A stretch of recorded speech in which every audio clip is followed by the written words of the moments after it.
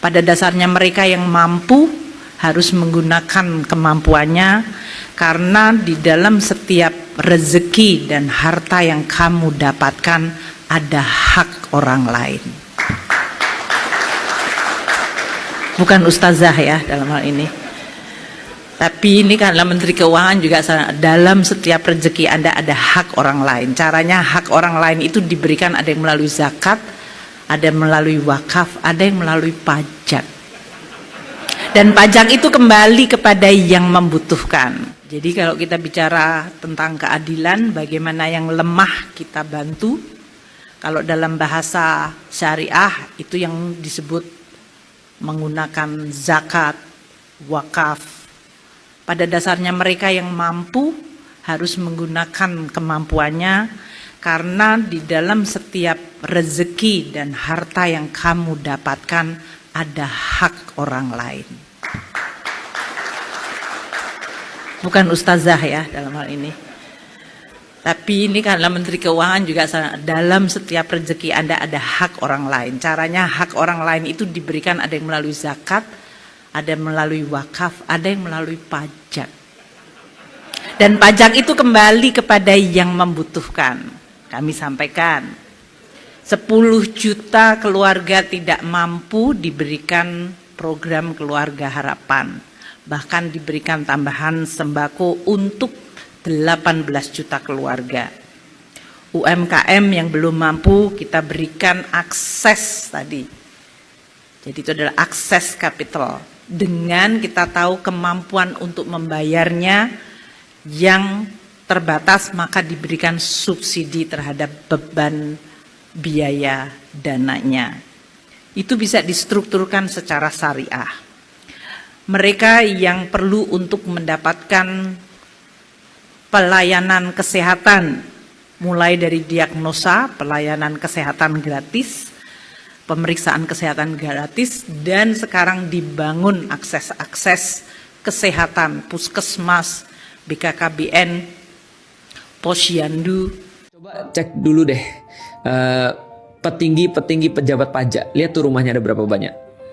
Coba lihat mobilnya, coba lihat kehidupannya seperti apa. Artinya sebenarnya kalau kita lihat, negara ini kayak nyuruh orang-orang yang susah, kayak nyuruh orang-orang yang sederhana untuk membiayai kepentingan orang-orang yang kaya, orang-orang yang pejabat. Ini kan kondisinya tuh. Maka wajar ketika kebanyakan orang tuh nggak setuju. Kalau misalnya mau disurvei, yakin lebih banyak orang yang nggak setuju daripada orang yang setuju. Dan kita masih sebut negara kita demokrasi. Nggak ada sih sebenarnya demokrasi. Sebenarnya ketika orang tuh mau naikin, ya dia naikin aja. Makanya Sri Mulyani kan ya sampai menggunakan seluruh dalil dan seluruh ide untuk bisa membenarkan pajak. Mulai dari kalau nggak setuju silakan tinggal di luar negeri katanya ya, atau apalah, untuk pergi dari Indonesia atau apalah, terserah. Tapi ini kan perkataan-perkataan juga sangat tidak produktif, perkataan-perkataan yang tidak layak diucapkan oleh orang yang harusnya menjadi pelayan atau menjadi orang yang dipercaya oleh rakyat. Artinya kalau kita lihat ya pantas aja orang nggak peduli. Orang ngelihat korupsi di sektor pajak itu gila-gilaan, belum lagi di sektor-sektor yang lain, dan mereka sama sekali nggak merasa ketika mereka naikin pajak mereka atau mereka ditambah pungutan mereka itu terhadap sesuatu yang mereka rasakan itu hampir nggak ada. Jalan-jalan, lalu kemudian fasilitas-fasilitas, dan untuk apalagi misalnya pembelanjaan negara, IKN misalnya, IKN kan nggak dirasakan oleh semua orang. Terus kenapa semua orang harus nanggung misalnya? Atau beberapa korupsi-korupsi yang di bidang negara yang lain, kolusi, nepotisme, menguntungkan beberapa keluarga, beberapa segelintir orang ataupun kaum dan seterusnya. Ya ini adalah sesuatu yang membuat orang akhirnya juga nggak percaya dengan pengelolaan negeri ini, termasuk di dalamnya adalah tarikan terhadap rakyat, yaitu adalah pajak. Jadi mereka yang menyampaikan hashtag nggak bayar pajak, ya berarti Anda nggak kepengen tinggal di Indonesia atau tidak kepengen lihat Indonesia bagus gitu aja. Di ciri utama orang benar, wis gelem mengeluarkan uang, entah itu bentuknya pajak, sedekah atau apa saja. Lalu kalau seneng sponsor pajak itu, juga nggak bayar pajak di jembatan, duit apa jalan raya. Kau nak arah bayar pajak kan tetap melok nganggo jalan raya, jembatan melok nganggo, tapi atau melok urun. Apa kena arah urun terus gak gremeng? Harus saya gremeng, rahatan kok elek. Bupati kurang ajar. Padahal bupati bangun ora iso to, mergo wong ora bayar napa? Wong iso gremeng. Jembatan elek gremeng, listrik mau mati gremeng. Iki kan bayar gak gel. Carane nyolong got yo pinter deh. Dadi diarani kuku, carane nyolong got listrik ya kok pinter. Diarani pinter, dia rada buta huruf. Itu nggak sebelum itu uang ya kenapa? Pajak itu dari kolonial Belanda. Kalau kita mau majakin orang, bukan pajak kita dong, pajak orang asing harusnya. Kita beli sesuatu ke mall kena pajak, lewat jalan kena pajak, isi bahan bakar kena pajak, gaji belum dinikmatin kena pajak. Kita ini bayangin ini, semua dipajakin. Bangun rumah kena pajak, perbaikan rumah kena pajak, semua dipajakin kita. Tapi timbal balik kita apa? Jalan raya kita pun dijadiin tol, harus bayar juga. Terus PPN semua kena pajak, gak ada yang gak kena pajak. Makan juga kena pajak, dagang semua kena pajak. Tinggal di rumah, warisan pun, balik nama pun kena pajak. Tinggal di rumah gede juga kena pajak, padahal warisan orang tua. Jadi udah pensiun, udah kerja setengah mati, udah bayar pajak setengah mati, udah tua pensiun, pajaknya dinaikin semua. Assalamualaikum warahmatullahi wabarakatuh. Bismillahirrahmanirrahim. Rabbi shrah li sadri wa yassir li amri wahlul 'uqdatam min lisani yafqahu qawli. Allahumma shalli wa sallim wa barik ala sayyidina Maulana Muhammadin wa ala alihi wa sahbihi asmin nama ba'du. Yang kita hormati bersama, juga saya hormati Ibu Menteri Keuangan, Ibu Hajah Sri Mulyani Indrawati, Bapak Wakil Menteri Keuangan, Bapak Suhaisil Nazara, Bapak Sekjen Menteri Keuangan, Bapak Sekjen Menteri Keuangan, Bapak Heru Pambudi, dan seluruh pejabat dan pegawai lingkungan di Kemenku yang saya hormati, semua teman-teman di DKM Kemenku maupun di seluruh Indonesia yang ikuti ngaji ini yang saya hormati. Saya sudah percayalah bahwa bangsa ini bangsa yang optimis. Tadi Ibu Menteri bilang hasbunallah ni'mal wakil, bahwa pada akhirnya kita akan kembali kepada kekuatan Allah Subhanahu wa taala. Sebelum kita cerita Isra Mi'raj dan inspirasi dari Isra Mi'raj, saya akan memberi analogi ya. Analogi ini akan menolong secara ilmu tauhid, ilmu mengesahkan Allah Subhanahu wa taala. Dan ini menjadi pokok ya dalam pengajaran tauhid. Ini mohon maaf kalau terpaksa saya ngaji model dulu lah, model pesantren ya. Tapi tanpa ngurangi rasa hormat, tanpa ngurangi rasa empati, rasa takdim saya. Teman-teman yang saya hormati semua, karena di sini banyak santri-santri muda. Hubungan kita dengan Allah Subhanahu wa taala yang serba kuasa, yang maha kuasa, yang serba bisa. Tadi dikatakan Bu Menteri bisa apa saja kun fayakun, kalau Allah sudah mentitahkan pasti terjadi. Itu kira-kira seperti ini. Saya ini bawa cincin dari besi mungkin, atau dari apa itu, ya besi lah atau perak. Yang jelas tidak emas ini, karena saya cowok. Yang jelas tidak emas. Saya bawa kertas. Kalau Anda saya tanya, kertas ini sama cincin kuat mana? Pasti akan menjawab kuat cincin, karena materinya dari besi. Jawaban itu benar, tapi harus ditambahkan secara materi itu kuat cincin ketimbang kertas. Tapi Anda salah, harusnya menjawab ya terserah Gus Bahak, karena yang megang itu Gus Bahak. Karena bisa saja saya punya rencana menghancurkan cincin ini, sementara saya punya rencana mengabadikan kertas ini. Kira-kira gitu hubungan manusia dengan Allah Subhanahu wa taala. Jadi hal yang kita kira abadi karena materinya kuat, ternyata Allah punya rencana menghancurkan. Sementara yang kita kira lemah atau rentan atau apalah, ternyata Allah punya rencana mengabadikan. Di sini kemudian istilahnya orang-orang tasawuf, wa tafwidil umur ila mudabbiriha. Kita sebagai manusia menyerahkan urusan pada pengaturnya, pada yang punya. Bukan wilayah kita mengatakan cincin ini lebih kuat ketimbang atau lebih abadi ketimbang kertas. Karena saya punya rencana menghancurkan cincin, tapi ingin mengabadikan apa? Kertas.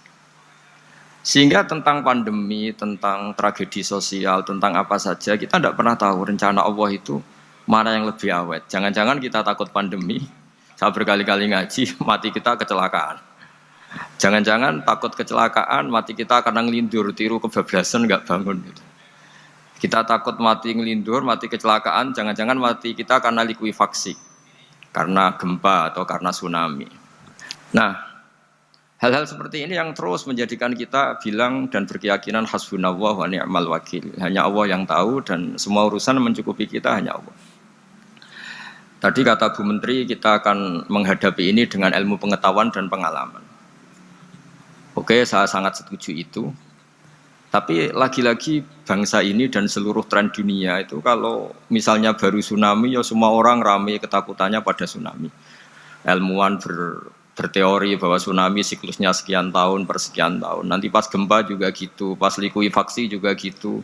Nanti kalau mudik mungkin ketakutan orang sama kemacetan sama macam-macam lah. Takut kecelakaan laka di jalan dan sebagainya. Sehingga sebelum ngaji ini lebih jauh, pastikan bahwa tidak dalam wilayah kita mengatakan bahwa cincin ini lebih abadi, lebih awet ketimbang kertas. Tapi kita harus menjawab secara materi cincin itu lebih awet ketimbang kertas. Tapi secara hakikat ya terserah yang mengendalikan, terserah yang punya, rencananya apa. Nah, di sini pentingnya ngaji. Karena dari ngaji itu kita akan kembali ke ma'rifatullah, ngerti Allah yang sebenarnya. Sebab itu di surat Isra disebut pada akhirnya ngaji itu apa? Subhanalladzi asra bi 'abdihi lailam minal masjidil haram ilal masjidil aqsa alladzi barakna haulahu. Tujuan akhirnya linuriyahu min ayatina. Bahwa Mi'raj itu hanya bagian kecil yang dingertikan kita betapa dahsyatnya kekuasaan Allah Subhanahu wa taala. Betapa tidak terbatasnya kemampuan dan kebisaan dan kudrahnya Allah Subhanahu wa taala. Makanya masih dikatakan min ayatina, itu masih sebagian kecil dari ayat-ayatku kata Allah. Lalu dalam surat Kahfi diterangkan, ketika orang kagum dengan Ashabul Kahfi yang bisa hidup, tidur dalam keadaan hidup 309 tahun, atau Masehinya 300 tahun, kalau Hijriahnya 309 tahun. Itu mungkin kalau kita ilmuwan, ahli baksil ya, atau ahli apalah, itu mungkin lebih kagum tentang nyamuk. Saya berkali-kali bilang, andaikan kita sepakar-pakarnya, terus disuruh bikin nyamuk itu, nggak usah bikin nyata hidup, bikin patungnya saja. Nyamuk itu sekecil itu, kemudian punya jantung, jantungnya punya urat, uratnya punya kuman, kumannya juga punya urat. Bayangkan saja sudah tidak bisa. Sehingga ketika orang tak kagum sama Ashabul Kahfi, kata Allah, am hasibta anna ashabal kahfi warraqimi kanu min ayatina ajaba. Apa kamu kagum tentang Ashabul Kahfi dan batu-batu yang dipahat di situ? Bukankah dalam kekuasaan kami ada yang selalu menakjubkan? Artinya, andaikan kita ilmuwan tentang embriologi, tentang hewan, tentang kuman, mungkin cerita tentang nyamuk itu lebih dahsyat ketimbang tidurnya Ashabul Kahfi yang 309 tahun. Karena kemampuan Allah menciptakan nyamuk yang kecil, sangat kecil, super kecil. Kemudian kecil itu ya punya jantung tentu lebih kecil lagi. Belum uratnya jantung itu. Belum nyamuk juga di dalamnya menyimpan calon-calon keturunannya. Kayak apa kecilnya lagi? Nah, di sini Allah mengingatkan kita, innallaha la yastahi ayyadriba matsalam ma ba'udatan fama faqaha. Allah tidak pernah malu jika dalam menunjukkan kekuasaannya Allah memberi contoh seekor nyamuk.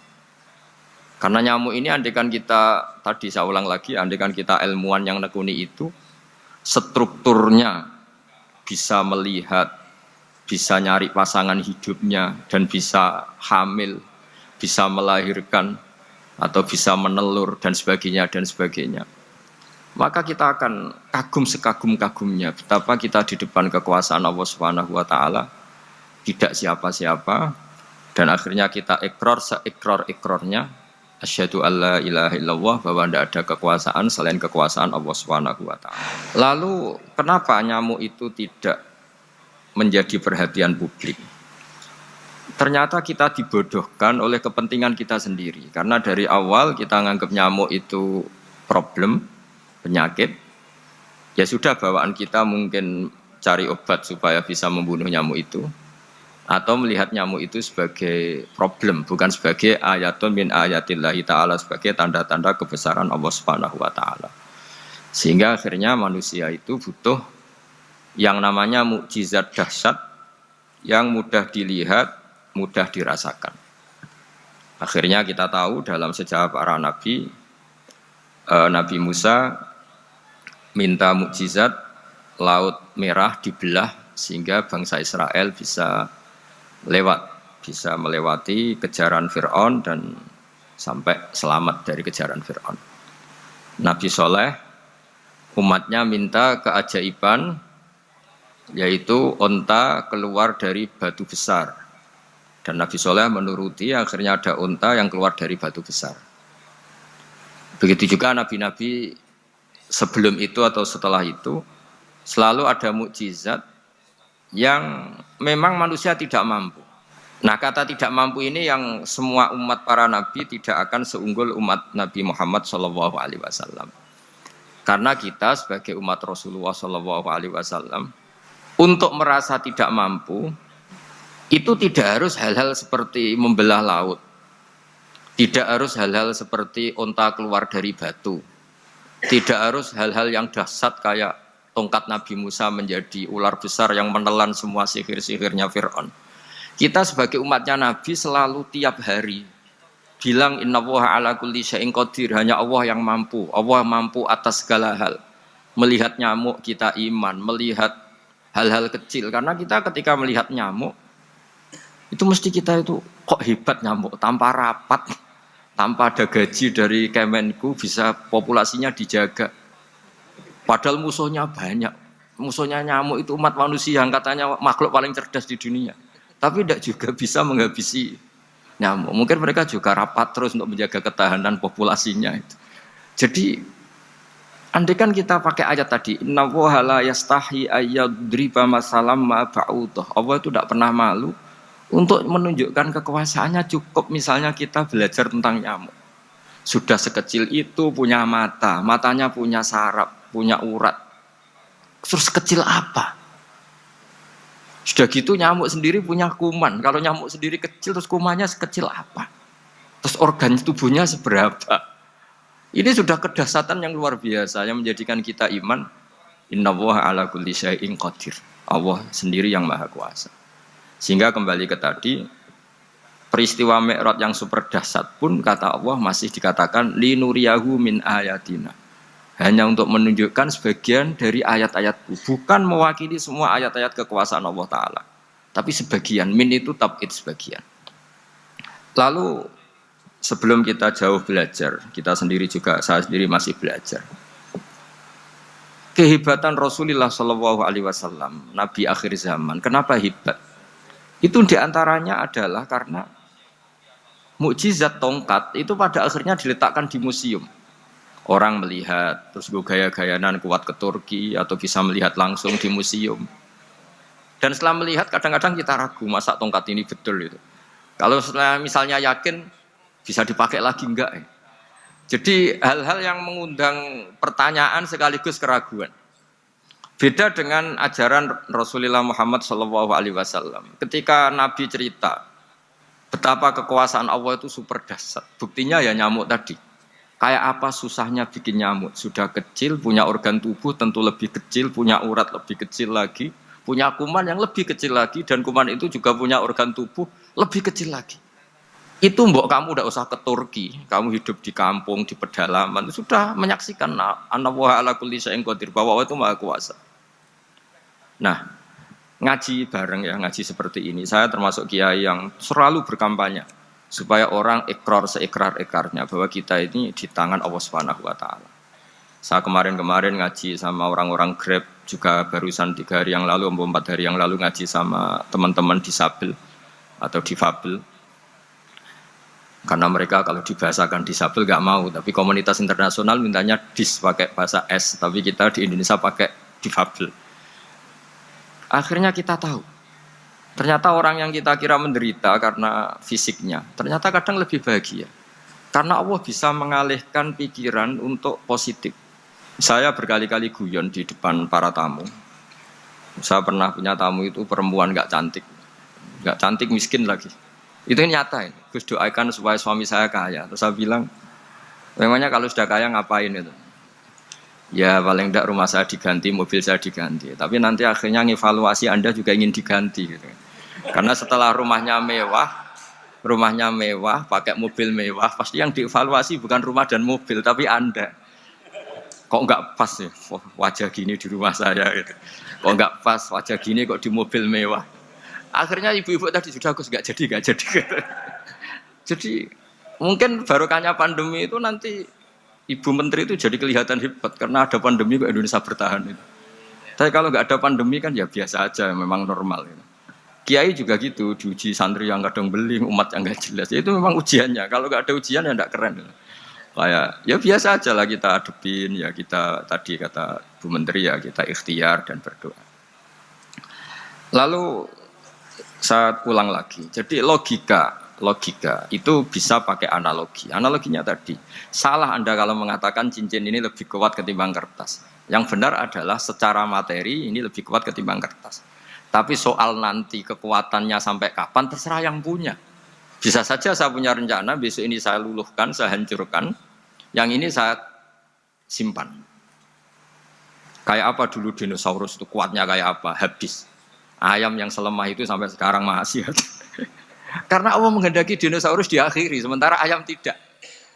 Kayak apa nyamuk itu yang musuhnya orang seluruh dunia. Ditemukan apa, mulai begon apa, tapi sampai sekarang bertahan. Apa kita perlu konsultasi sama nyamuk gimana ini kok bisa bertahan, resepnya apa gitu. Karena Allah menghendaki itu disisakan masih. Nah, kemudian kenapa ada peristiwa Isra Mi'raj? Saya termasuk orang yang sering menulis tentang fikih sholat, tapi nulis saya untuk diri saya sendiri tak pakai ngaji. Tidak saya bukukan, memang saya sengaja karena ribet biasanya penerbit itu. Terus bicara royalti apa, kita kan mulai kecil dilatih ikhlas, jadi kalau komersial itu jadi bingung. Karena tidak biasa komersial, jadi kalau diajak komersial itu malah jadi bingung. Nabi ketika Mi'raj, ini yang jarang dikaji. Sebetulnya kalimat-kalimat dalam sholat, pertama Rasulullah Muhammad SAW ketemu Allah, itu Nabi maju. Maju ini Jibril sebenarnya mau ikut, karena Nabi bilang, ya Jibril jangan tinggalkan saya sendiri. Terus kata malaikat Jibril, sudah makam saya sampai sini, kelas saya sampai sini aja. Tidak, kamu harus nemani saya. Ketika memaksa nemanin, beliau tidak kuat. Di beberapa rawat dijelaskan sampai beliau pingsan, sampai beliau tidak sadar. Akhirnya terus ada ayat wa ma minna illa lahu maqamun ma'lum. Kita punya kelas tertentu yang enggak levelnya sampai sana. Akhirnya Nabi masuk wilayah itu, area itu. Dan Nabi ngendikan at-tahiyatul mubarakatus sholawatut thayyibatulillah. Kira-kira maknanya semua kehormatan, semua kebaikan, semua yang bersembah suci itu milik Allah Ta'ala. Lalu Allah menjawab, Assalamu alayka ayyuhan nabiyyu wa rahmatullahi wa barakatuh. Bahwa kamu Muhammad mendapat salam dari saya, mendapat semua kehormatan, semua keselamatan. Kemudian Nabi itu karena sebagai hamba yang tidak egois, tidak ingin kalau nikmat dirasakan sendiri, tidak ingin kalau sedang senang beliau sendiri yang merasakan, beliau ngendikan Assalamu alayna wa ala ibadillahi sholihin. Ya Allah tolong bahwa status selamat itu tidak hanya milik saya, tapi milik siapa saja yang soleh. Soleh itu ya sesuai kelas masing-masing. Setelah itu para malaikat melihat kebaikan Nabi yang seperti ini, melihat mentalnya atau keinginannya yang luar biasa untuk baik kepada semua orang, wa ala ibadillahi sholihin. Terus malaikat saat itu rame-rame bersaksi asyhadu alla ilaha illallah wa asyhadu anna muhammadar rasulullah. Catatannya apa di sini? Bahwa ternyata kesaksian tentang syahadat itu dimulai rasa tidak egois. Merasa bahwa rahmat ini harus dirasakan semua orang. Wa ma arsalnaka illa rahmatan lil alamin. Jadi rahmat ini harus dirasakan banyak orang. Kita tahu misalnya Islam melarang narkoba misalnya. Memang narkoba itu mengganggu. Hampir semua kecelakaan rata-rata faktor supir itu narkoba. Begitu juga pembunuhan yang sadis, rata-rata efek dari pengaruh narkoba. Sehingga Islam keras sekali tentang narkoba. Dan alhamdulillah di Indonesia ditangani BNN yang sangat serius melawan narkoba. Nah, keputusan Islam melarang narkoba itu keputusan yang luar biasa, yang menjadi berkah bagi semua. Begitu juga keputusan Islam tentang melarang zina, melarang perbudakan, melarang penipuan. Dan Islam mendukung misalnya gerakan nikah, gerakan adil, gerakan keseimbangan dan kemanusiaan. Sehingga agama ini akan dinikmati siapa saja karena ajarannya. Lalu agama ini bisa nikmat, itu solusinya gampang menurut Rasulullah, yaitu sholat.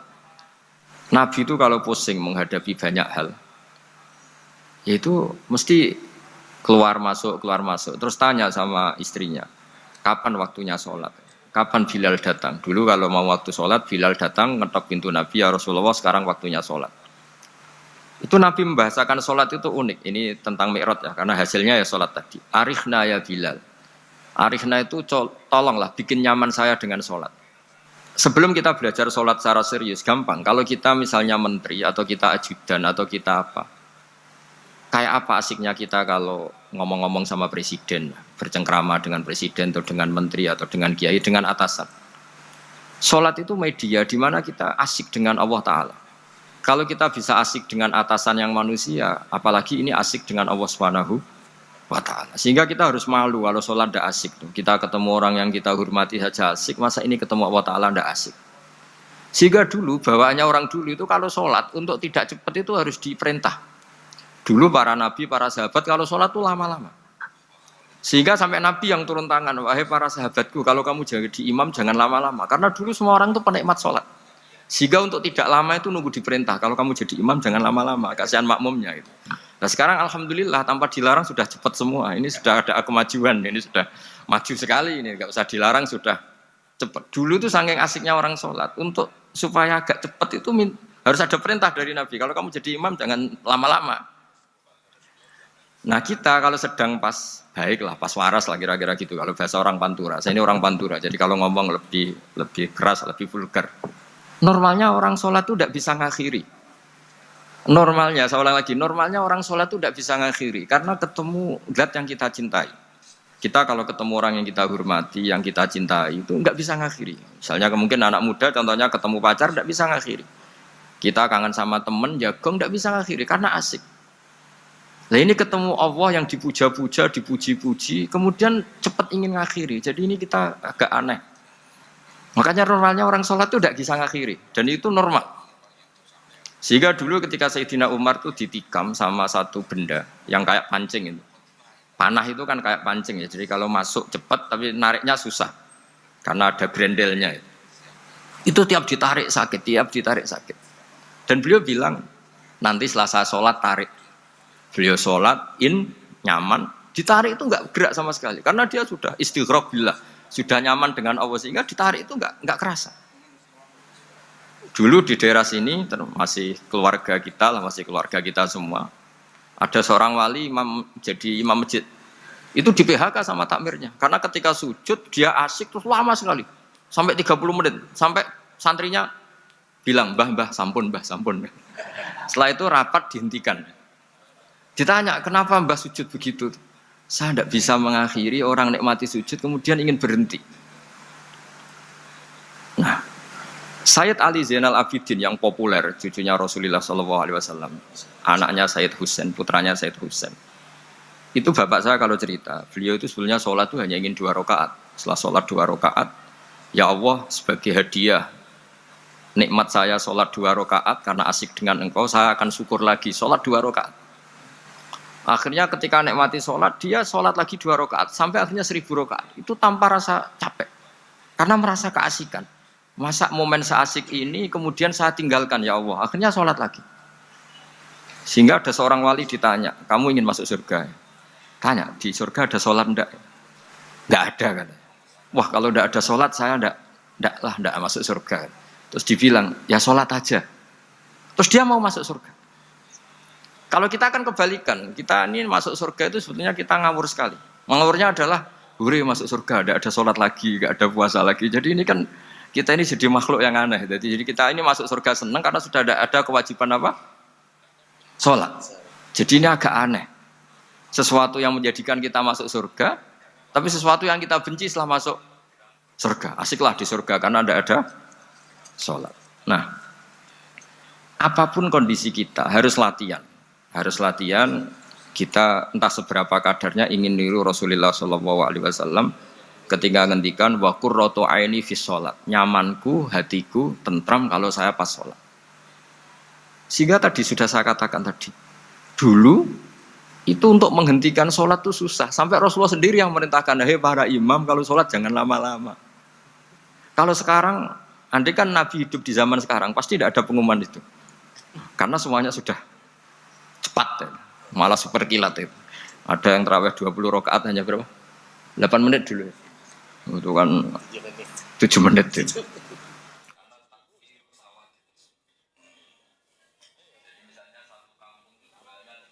Nah kalau sampean tanya saya, kenapa sholat begitu asik? Yaitu tadi kita diajari analogi. Analogi itu ya kias.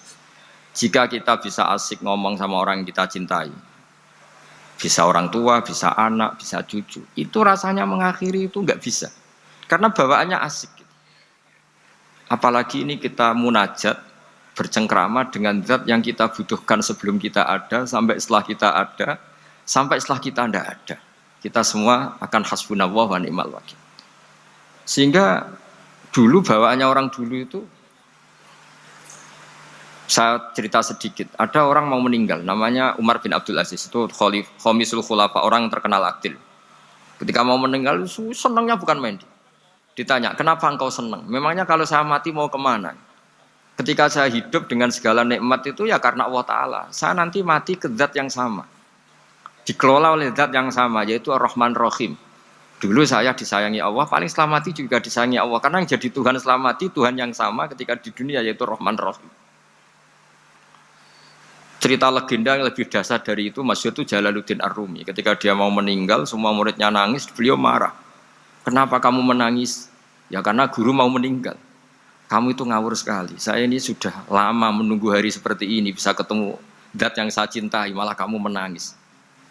Ayo kamu nari sebagai pesta kematian saya. Tapi ini nggak bisa ditiru ya, karena kalau kita niru, nggak usah dilarang juga nggak bisa niru kayak gitu.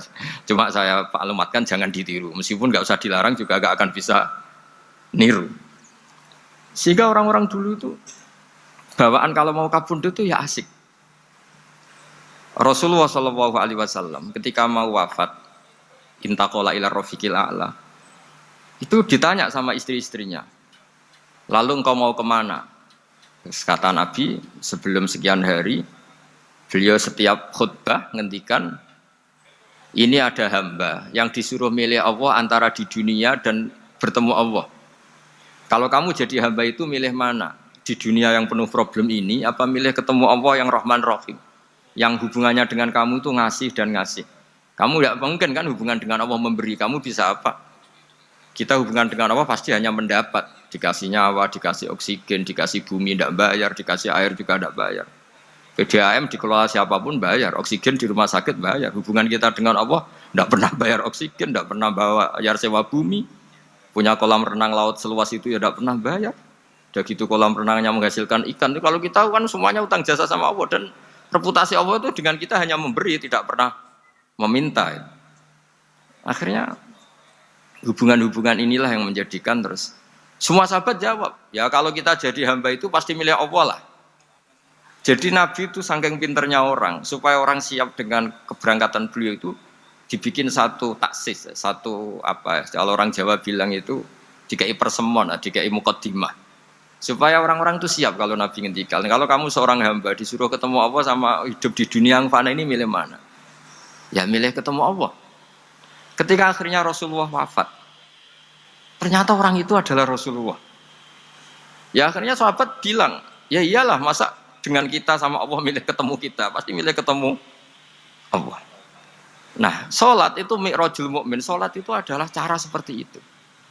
Kita manja dengan Allah meskipun dengan segala problem, ketika i'tidal kita tetap memaklumatkan Rabbana lakal hamdu mil'us samawati wa mil'ul ardi wa mil'u ma syi'ta min syai'in ba'du. Engkau zat yang selalu layak dipuji di langit maupun di bumi. Dan langit bumi ini karena terbatas masih ditambahi wamil umasyikta min seimbadu. Dan seluas apa saja engkau kehendaki. Apapun hebatnya langit bumi ini tetap terbatas, ada ruang dan waktu. Makanya ditambahi wamil umasyikta min seimbadu. Dan segala puji ini memenuhi semua yang engkau kehendaki. Saya berkali-kali bilang kalau hubungan dengan Allah nyaman, caranya gitu. Kalau kita sakit, bayar oksigen. Kalau kita butuh air, bayar PDAM. Allah itu tidak pernah nyuruh kita bayar. Apa saja hubungan dengan Allah. Nah, sholat itu maklumat bahwa kita apapun problemnya, alhamdulillah rabbil alamin. Kita maklumatkan terus bahwa kita bersyukur. Lalu kita Rabbana lakal hamdu. Makanya saya sering kalau disuruh Gus doain supaya pandemi cepat berlalu. Saya ini kan kalau kiai ya, kiai itu tidak apa ya. Saya pernah di Jogja pas gempa. Ya orang-orang ya susah. Saya ini caranya susah saja sampai tidak tahu karena bukan karena sombong ya, karena ya mau apa gitu. Memang nggak bisa apa-apa kan kita manusia. Jadi saya mohon sholat ini jadi media yang luar biasa. Jadi di antara makalah Imam Syafi'i paling terkenal itu fasihan idama kana fi dzikri rabbih wa fi ma siwahu kana fin nasi ajama. Orang baik itu orang yang fasih. Fasih itu lantang dan cerdas dan vulgar dan nyaman ketika ngomong tentang Allah. Salat itu semua hubungan kita ngomong dengan Allah. Misalnya kabira walhamdulillahi katsira. Hanya Engkau yang maha besar ya Allah. Orang yang katanya terkuat di dunia karena presiden superpower misalnya. Nyatanya wayai mati ya mati. Kalau enggak makan lemes. Jadi orang kita sadar. Yang katanya orang terkuat, paling hebat, kalau enggak makan lemes. Artinya ternyata hanya sekuat itu. Dia bisa instruksi seluruh dunia misalnya untuk apa ya. Tapi coba apa dia kuat gak makan 2 hari. Makanya hikmah puasa itu orang tahu. Ternyata makhluk yang paling mulia itu manusia. Kalau gak makan nasi 1 piring itu ya mati. Berarti hidup nasi sama manusia. Nanti kalau nasi bilang saya tidak butuh kamu. Tapi kamu butuh saya. Itu habis kita sudah.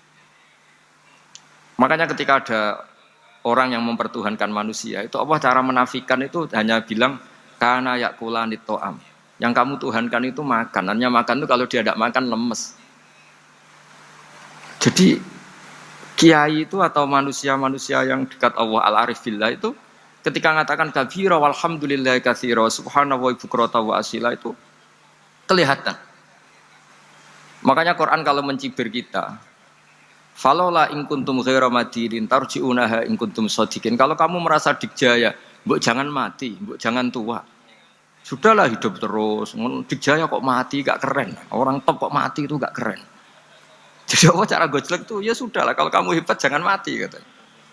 Nah, salat tuh mengingatkan itu terus. Sampai kita bilang inna sholati wa nusuki wa mahyaya wa mamati lillahi rabbil alamin. Gusti, saat ini saya ikrarkan hidupku, matiku semuanya terserah Engkau. Nah, lagi-lagi tadi, ketika kita bilang cincin ini lebih kuat ketimbang kertas, Anda salah. Karena itu hanya secara materi. Kuat tidaknya terserah yang mengendalikan. Karena saya punya rencana menghancurkan cincin ini, besok mau saya lebur, sementara saya mau mengabadikan kertas ini. Nah, disinilah terus kita diajari misalnya di surat Yasin yang populer, Allah itu siapa? Allah itu fasubhanalladzi biyadihi malakutu kulli zat yang mengendalikan semua sesuatu. Makanya sholat itu menjadi penting. Saya sendiri termasuk orang yang jarang imami ya, saya selalu jadi makmum. Jadi andaikan Mas Zakaria di sini saya juga makmum.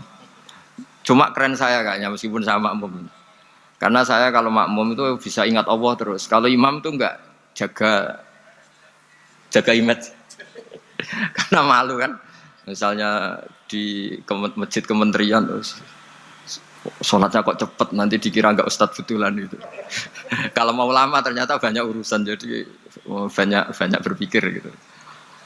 Tapi alhamdulillah ini barokahnya ngaji terus apa ya? Ya hasilnya mi'raj itu ya sholat itu. Sholat ini spesial karena tadi saya bayangkan itu di surga enggak ada sholat itu ya terus wopo itu enggak asik kan. Itu kalau Imam Ghazali itu membarter kita itu begini, kalau kamu bangga di kasrotin nisa, pasangan kamu banyak, itu ayam lebih kuat ketimbang Anda, karena 1 hari 1 jam bisa berapa kali. Kalau Anda bangga bisa makan, itu kerbau itu makannya lebih banyak. Nah, kalau Anda bangga atas pengaruh itu, Ratu Tawon itu pengaruhnya lebih besar ketimbang Anda. Dia diam di rumah tapi anak buahnya loyalnya kayak gitu. Artinya kalau manusia bangga itu apa? Ya dengan sholat tadi. Ini karena satu ibadah yang enggak tertandingi oleh makhluk yang lain. Apalagi dalam sholat itu ada semua gerakan yang mewakili semua ibadahnya malaikat. Malaikat itu ada yang ibadahnya berdiri terus, ada yang rukuk terus, ada yang sujud terus. Dan sholat itu mewakili semua itu. Juga mewakili sosial, karena setelah sholat kita bilang Assalamualaikum warahmatullahi wabarakatuh. Bahwa keselamatan ada di kanan dan kiri. Nah, oke ya, itu sakralnya Mi'raj. Tapi di balik Mi'raj itu ada hal-hal yang manusiawi. Dan ini yang terjadi di dunia. Ketika Rasulullah melangkahi makamnya Nabi Musa, makom itu status, ranking lah kalau dalam bahasa Indonesia itu. Kalau bahasa Indonesia itu ribet, makam itu kuburan. Makanya orang Indonesia sering tanya saya, Gus, makamnya Nabi Ibrahim kok batu? Makam yang dekat Ka'bah itu bukan makom dengan makna kuburan, itu tempat yang dipakai Nabi Ibrahim membangun apa? Ka'bah. Coro Jawa pancatan itu. Nabi Musa itu gak terima, komplain sama Allah. Ya Allah, ini lebih junior ketimbang saya. Kenapa makomnya melangkahi saya? Ini tidak fair. Jadi di mana-mana manusia itu kalau disalib junior itu ya tidak terima. Ya ada manusianya. Terus ditanya sama malaikat Jibril, kenapa kamu gak terima? Ini orang Israel, kadung ngira saya ini nabi paling top. Ini kalau sampai konangan saya kalah sama Muhammad tuh malu saya kata. Jadi artinya ya ada sisi manusia. Itu ada kitabnya. Terus ya tapi memang Nabi Muhammad lebih top ketimbang kamu. Memang dia Nabi pilihan, Sayyidul Awalin wal Akhirin. Oke, kalau saya kalah dengan dia gak apa-apa. Tapi umatnya jangan ya. Maksudnya umatnya bangsa Israel harus lebih top ketimbang kita. Makanya orang Israel sampai sekarang begitu itu ya memang ada sanatnya. Gak mau kalah. Gitu. Karena usulnya Nabi Musa memang gak boleh kalah. Terus kata Allah, ya gak bisa. Memang yang paling top tetap umatnya Muhammad, bukan umat kamu. Tetap kamu kalah. Sehingga setelah kalah dan menang itu kita terus tidak tahu. Misalnya begini ya, penemu komputer atau penemu mobil sama yang beli mobil itu hebat mana? Kalau bicara keilmuan ya hebat penemunya. Tapi kalau bicara kapitalistik, udah bikinkan mobil yang mewah gini-gini. Nanti tanggal ini jadi ya. Hebat mana yang nyuruh sama yang disuruh? Kalau logikanya pakai gitu. Hebat mana yang nyuruh sama yang disuruh? Artinya kamu milih jadi mana? Penemu mobil, hebat kan? Tapi terus sama orang kaya diminta, bikinkan ini, speknya seperti ini, selesai gini. Hebat mana? Nyuruh sama disuruh? Menyuruh. Tapi yang nyuruh tidak bisa bikin mobil, yang disuruh bisa. Pinter mana? Pinter yang disuruh. Tapi pertanyaannya, wong bisa nyuruh ngapain bikin sendiri? Pinter mana? Ini mohon maaf karena di sini banyak orang nggak jelas-jelas juga. Artinya terus subjektivitas manusia ini tetap ada gitu.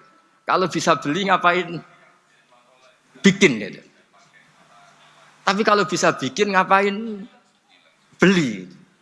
Nah mungkin perdebatan di kementerian atau di yayasan atau di kampung-kampung atau di apa mesti begitu. Dan itu di Mi'raj juga digambarkan. Digambarkan bahwa antar nabi ini ya ada kompetisi. Wa fi dzalika falyatanafasil mutanafisun. Tapi bedanya nabi dengan kita itu satu. Nabi itu kalau keliru dengan tanda petik, nabi itu kalau keliru itu jadi berkah. Itu bedanya kita. Kalau kita keliru kan keliru betul. Kalau nabi itu tidak, kelirunya itu jadi berkah. Ini saya punya dua contoh kalau boleh dibahasakan ya, kekeliruan nabi atau dengan tanda kutip kekeliruan nabi. Tapi saya ulang lagi dengan tanda kutip.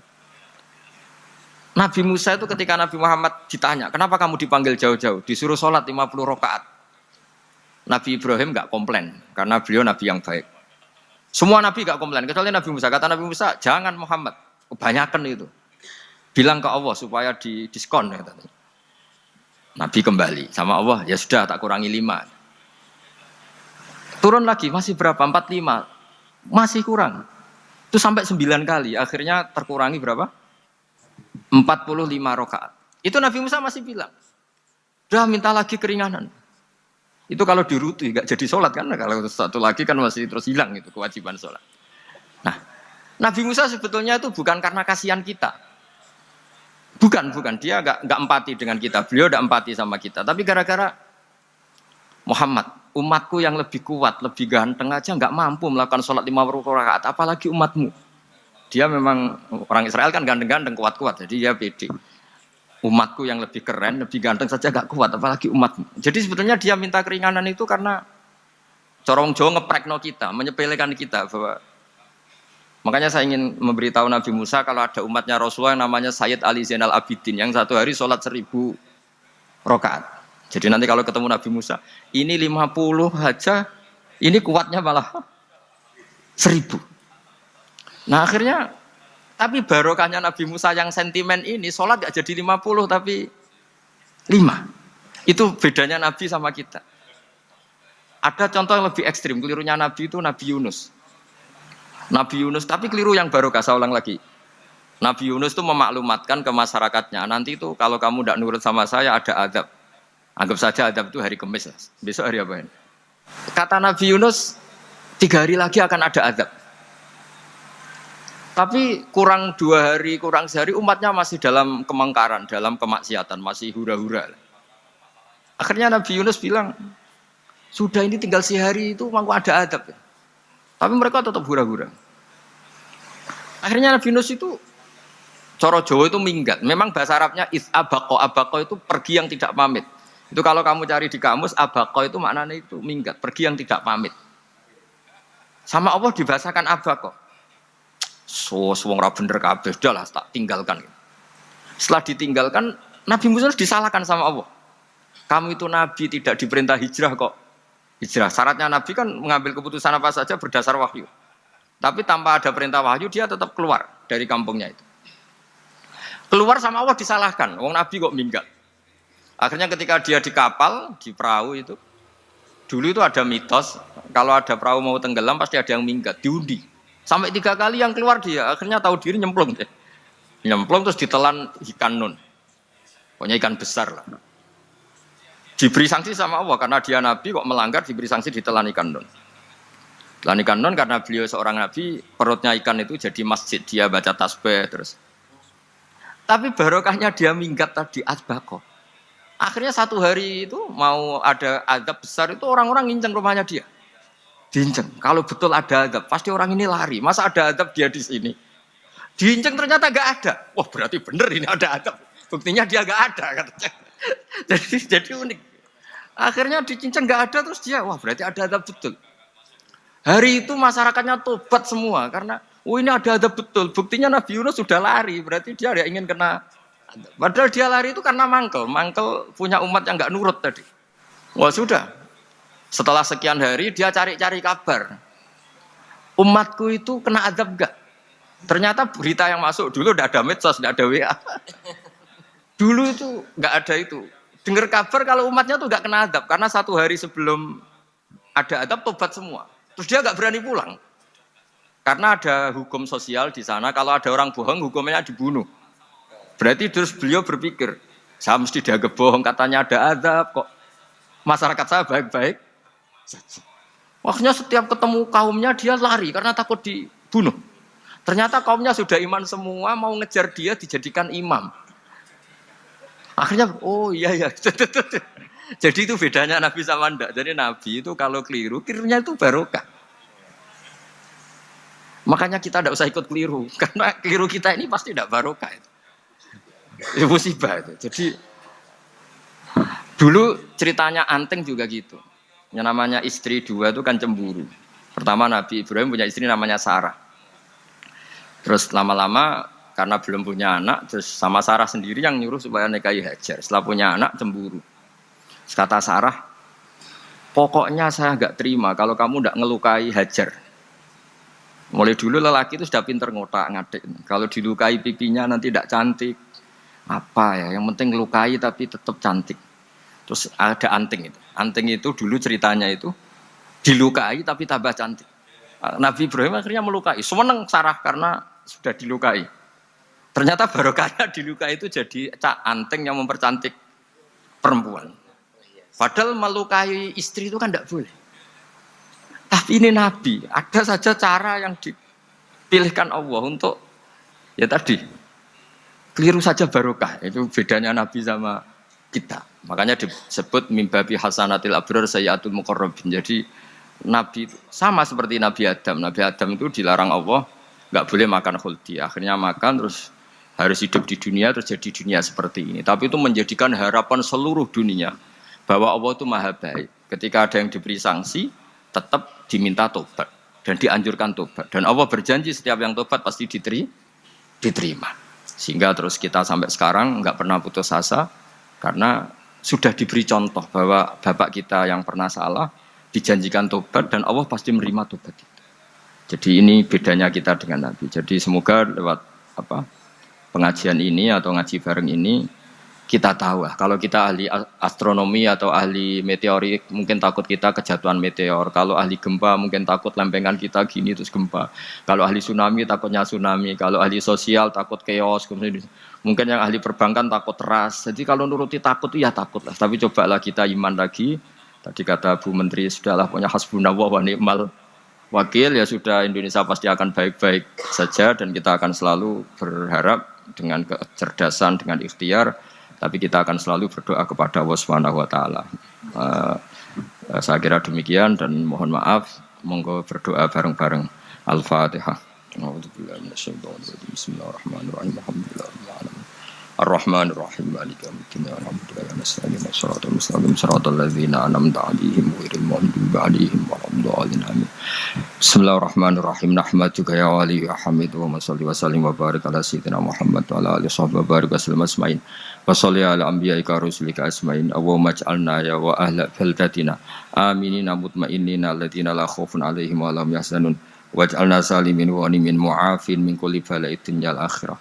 Waj'al ya Allah salamatana salamatan yusla biha kitabukal karim wa salamatan ya Allah nazkuruka katsiran fi sholatina wa siyamina ya Allah wa taj'alana ya Allah mimman ya'buduka wa mimman yarjuka wa mimman yakhafuk.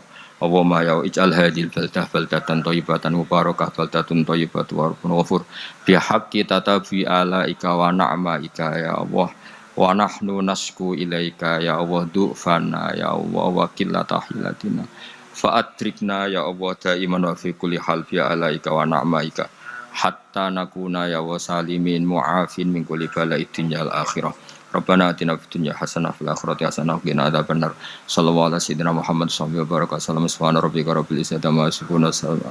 Bayar listrik kita tepat waktu, tapi PLN kok utang 500 triliun. Bayar BBM kita cash, Pertamina terlilit utang ratusan triliun. Beli gas kita cash, PGN-nya bangkrut lalu dijual ke Singapura. Naik kereta kita bayar cash, PT KAI terlilit utang. Langganan air PDAM tepat waktu, PDAM-nya bangkrut. Beli pupuk cash, Pusri bangkrut. Beli semen cash, PT Semen Indonesia bangkrut. Beli beras cash, petani tetap miskin. Beli ikan cash, nelayan tetap miskin. Bayar asuransi tepat waktu, asuransi Bumi Putra dan Jiwasrayanya bangkrut. Bayar tiket Garuda mahal, Garudanya mau bangkrut. Bayar pajak rajin, APBN-nya jebol. Baca berita ini. APBN tekor 31,3 triliun. Sri Mulyani salahkan pajak kurang besar. Kurang besar, bos. Bro berpikir kita adalah negara dengan pajak terkecil di dunia. Bikin gua ketawa. Jujur li, gue udah gak ngerti lagi nih. Apa-apa semua pajak. Yang salah sebenarnya bukan warganya, Bu. Ya, tolong banget, ini yang pada korupsinya. Kita pajak tiap hari bayar. Beli basreng, beli cimol, semua itu udah kena pajak. Kenapa masih tekor? Itu dikorupsi. Ibu, ya Allah, jangan nyalahin rakyat terus. Koruptornya dibantai dulu, baru ke rakyat. Ini kalau semuanya dipajakin, kita... habis, Bu, duit, Bu. Jujur li gitu ya. Ini sekarang nyicil Vario aja pajaknya naik nih sekarang. 80% pendapatan negara dari pajak, tapi rakyatnya makin megap-megap. Teman-teman, kalian mungkin udah dengar, Kementerian Keuangan berencana menarik pajak dari pedagang e-commerce, termasuk UMKM. Saya tahu, ini bukan hal baru. Tapi ini penting banget buat kita pikirkan bareng. Kenapa? Karena faktanya, sekitar 80% pendapatan negara kita berasal dari pajak. Artinya, negara sangat bergantung pada kantong rakyat, bukan dari kekayaan alamnya yang luar biasa. Saya bukan anti pajak ya. Bahkan dalam Islam, jika negara dalam keadaan darurat, rakyat yang mampu boleh dikenakan pajak. Tapi ini bukan darurat. Ini soal struktur ekonomi yang anomali. Coba kita pikir. Indonesia itu kaya raya. Punya hutan tropis terbesar ketiga di dunia. Garis pantai terpanjang kedua di dunia. Potensi tambang emas, nikel, batu bara, migas yang nilainya ratusan miliar dolar. Tapi sayangnya, banyak dari sumber daya itu justru dikelola oleh swasta, bahkan asing. Contoh kecil, Freeport yang mengelola tambang emas terbesar kita selama puluhan tahun, keuntungannya bisa triliunan tiap tahunnya. Sektor nikel, mayoritas smelter dimiliki asing. Laut dan perikanan, masih banyak hasil tangkapan ikan kita yang dijual murah keluar, bukan dikelola maksimal oleh negara. Bukankah itu semua tergolong public good, barang milik rakyat? Pertanyaannya, kenapa rakyat harus bayar pajak untuk menambal APBN, sementara kekayaan negaranya sendiri justru dinikmati pihak lain? Dan beban pajak itu nggak cuma soal angka. Pajak bisa langsung berdampak ke daya beli masyarakat. Daya beli turun, permintaan barang turun, produksi melambat, tenaga kerja dikurangi. Itu rantai kemiskinan yang nyata. Di kuartal 1 2024, Badan Pusat Statistik mencatat tingkat pengangguran masih di atas 7 juta orang. Dan kenaikan biaya hidup makin menekan UMKM yang jadi tulang punggung 97% usaha di Indonesia. Jadi, masuk akal nggak kalau kita terus bergantung pada pajak rakyat untuk membangun negara? Menurut saya, mustahil Indonesia bisa jadi negara adidaya kalau tulang punggungnya adalah pajak rakyat. Sudah saatnya kita pikir ulang, bangun sistem ekonomi yang relevan, adil, dan manusiawi. Bukan sekedar ikut pola kapitalisme global, tapi ekonomi yang lahir dari fitrah manusia.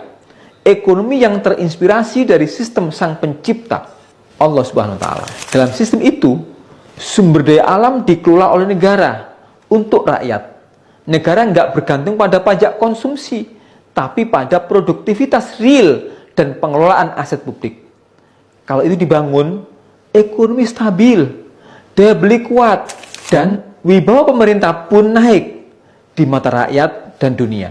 Masih yakin pajak rakyat bisa jadi fondasi Indonesia adidaya? Atau waktunya kita bangun ulang sistem ekonominya? Tulis pikiran kamu di kolom komentar. Oke, baiklah teman-teman, jadi itulah reaction ngaji kita bersama dengan Kiai Haji Bahauddin Salim atau Gus Baha.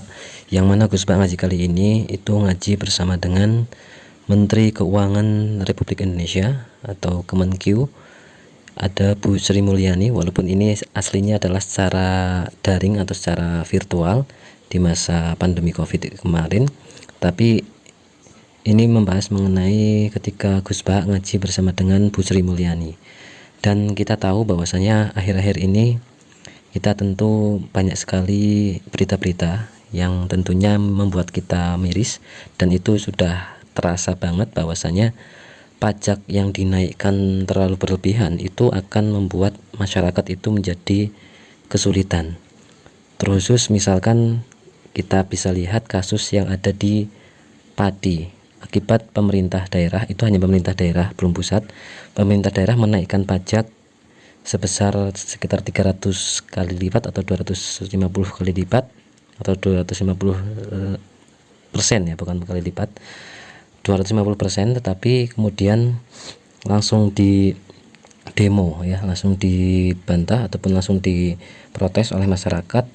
Tetapi ketika pemerintah itu jawabannya terlalu memuakkan, maka itu bisa membuat masyarakat itu menjadi murka.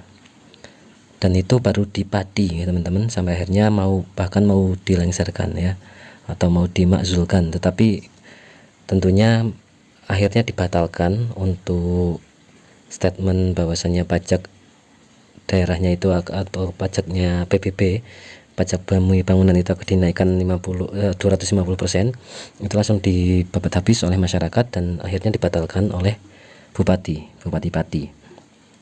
Dan itu baru contoh kecil, itu baru aja di Pati, dan itu bisa merambah luas juga sampai ke daerah-daerah lain, bahkan sampai skala nasional apabila memang pajak ini ya benar-benar dinaikkan gitu loh, dinaikkan berlebihan. Dan kita tentunya sudah sangat terasa bahwasannya ketika kita membayar pajak kendaraan bermotor itu naik banyak ya, naik banyak, dan itu sudah sangat terasa. Kemudian itu tentunya memberatkan masyarakat, belum lagi pajak-pajak yang lainnya, ada pajak PPN lah dan lain sebagainya. Pokoknya semuanya itu tentang pajak ini benar-benar membuat kita masyarakat di bawah itu ya tetap kesusahan lah.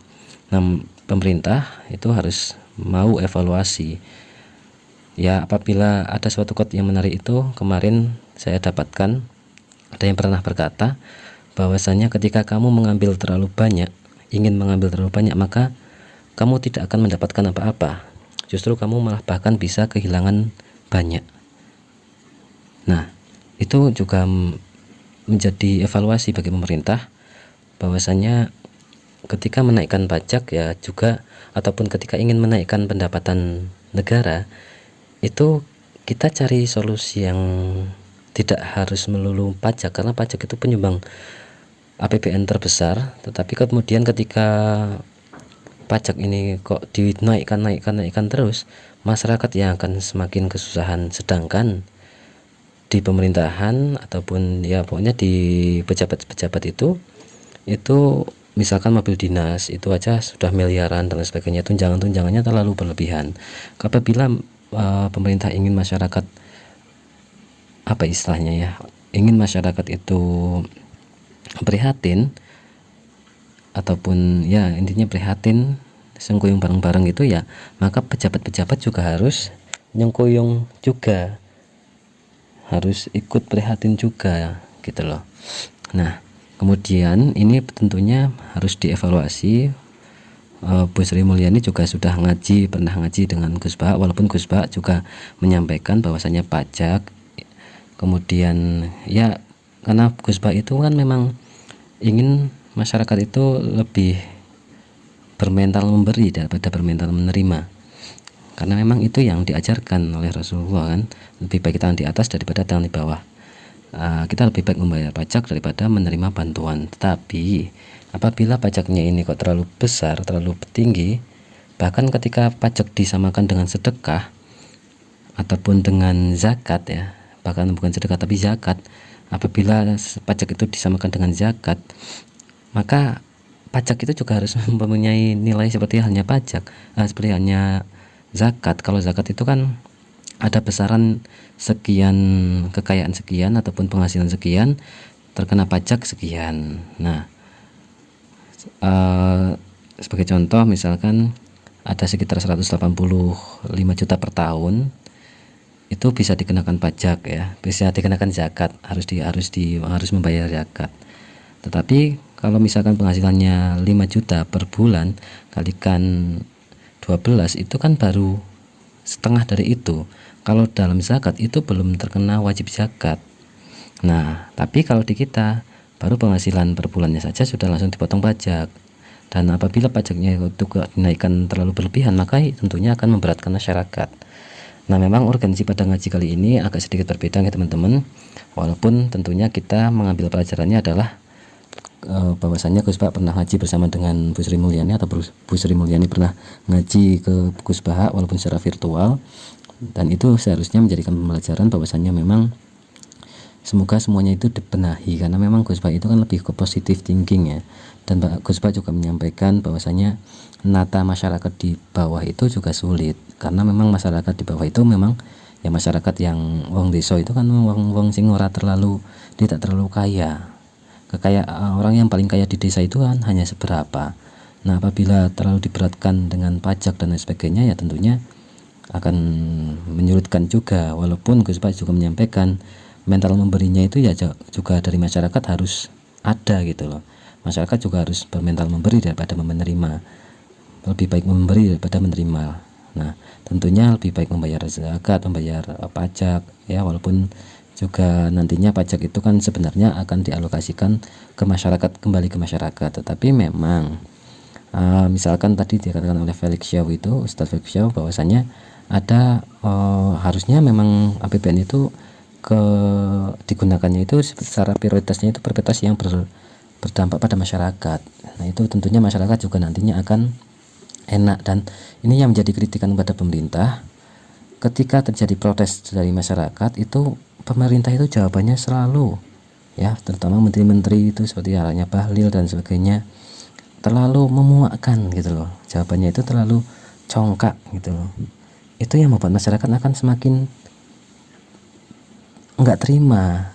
Kita ambil contoh saja ketika di Pati, bupatinya itu jawabannya terlalu menyinggung masyarakat, terlalu memancing emosi masyarakat, jadinya emosi masyarakat itu naik dan akhirnya terjadi chaos, akhirnya demonstrasi, bahkan hampir saja mau dimakzulkan ataupun digulingkan dari bupati. Nah ini jangan sampai terjadi dalam skala nasional, karena kita juga diimbangi dengan ngaji bersama dengan Gus Baha ini. Semoga menjadikan kita sebagai orang yang mampu berpikir jernih, mampu dikuatkan oleh Allah. Tentunya kita minta mampu berpikir secara rasional yang jernih, dan tentunya dilandasi dengan spiritual keimanan yang tinggi, sehingga apapun itu kita usahakan bareng-bareng. Tetapi juga harus ada evaluasi dari pemerintah, ada evaluasi dari yang mengambil kebijakan. Apabila kita diminta untuk positif thinking terus, tapi kemudian pengambil kebijakan itu terlalu berlebihan ataupun tidak pro pada masyarakat, ya tentunya akan jadi chaos. Nah itu yang tidak diinginkan oleh Gus Baha. Gus Baha inginnya itu kan dari masyarakat itu bermental menerima, tapi dari pemerintah ataupun dari atas itu juga bermental untuk mengambil kebijakan yang pro masyarakat, yang bijak dalam mengambil kebijakan. Nah itu ya teman-teman, tentunya beberapa hal lainnya yang disampaikan oleh Gus Baha ini dalam ngaji kita kali ini tidak hanya melalui tentang pajak atau tentang keuangan, bahkan ada juga mengenai kisah Nabi Musa dan tentang Isra Mi'raj dan lain sebagainya, yang mana minta diskon itu ya Nabi Musa dan lain sebagainya. Kemudian tentunya apa yang disampaikan Gus Baha adalah ilmu yang manfaat dunia akhirat untuk kita semua. Oke, itu saja teman-teman. Semoga ke depan lebih baik untuk Indonesia dan untuk kita semua. Semoga ini menjadi ilmu yang manfaat dunia akhirat untuk kita semua, menjadi suatu ilmu yang atau amal ibadah yang berkah dan berkahi dalam kehidupan kita baik di dunia maupun di akhirat. Sekali lagi terima kasih teman-teman. Apabila ada masukan silakan tuliskan di kolom komentar. Terima kasih. Wassalamualaikum warahmatullahi wabarakatuh.